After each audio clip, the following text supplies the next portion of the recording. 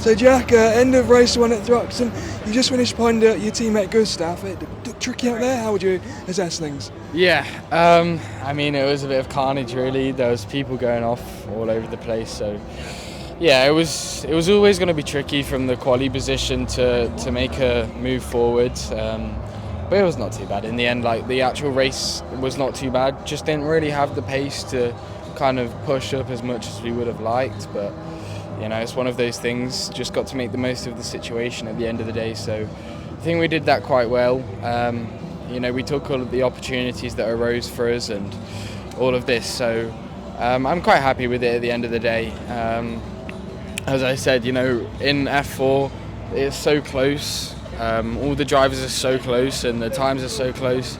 And the dirty air is quite bad around here. So it's quite hard, as I said, to go forward. So you just got to take opportunities as they arise. So yeah, I'm looking forward to tomorrow and hopefully moving forward again in the races tomorrow and just making the most of the pace we have and the situation we're in. So we'll see how it goes. And what have you been able to learn today that you can take into tomorrow?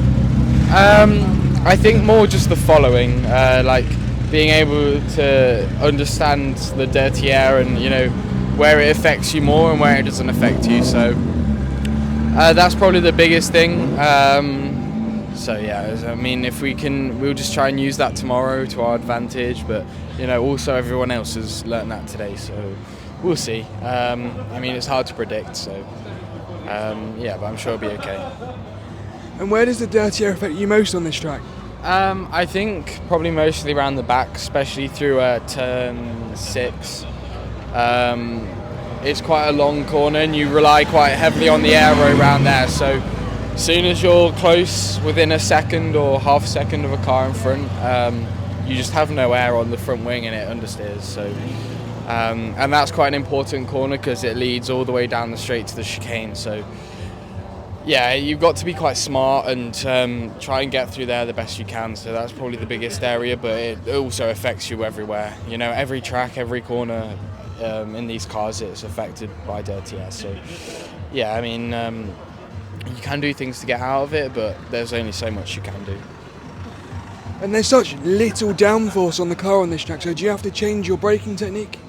Not really. Obviously, like, it's all relative to, so, you know, I'm sure it is a bit different to when we have a bit more downforce on the car, but, you know, you don't really go in with your head saying, you know, I've got to brake this way because it's a low downforce track. Well, for me anyway. So, you know, it's still the same really. There's only 2 braking zones here, so it's not really a massive part of the lap, but no, as to your question, there's no real change for me personally. And what's the car like to run in traffic? Is it a big difference to clean air? Yeah, yeah, it is. In the dirty air, it changes a lot of things. You know, as I said, the cars obviously rely heavily on aerodynamics around here, so if you don't get the air specifically to the front wing, then it causes a lot of issues for you, a lot of understeer.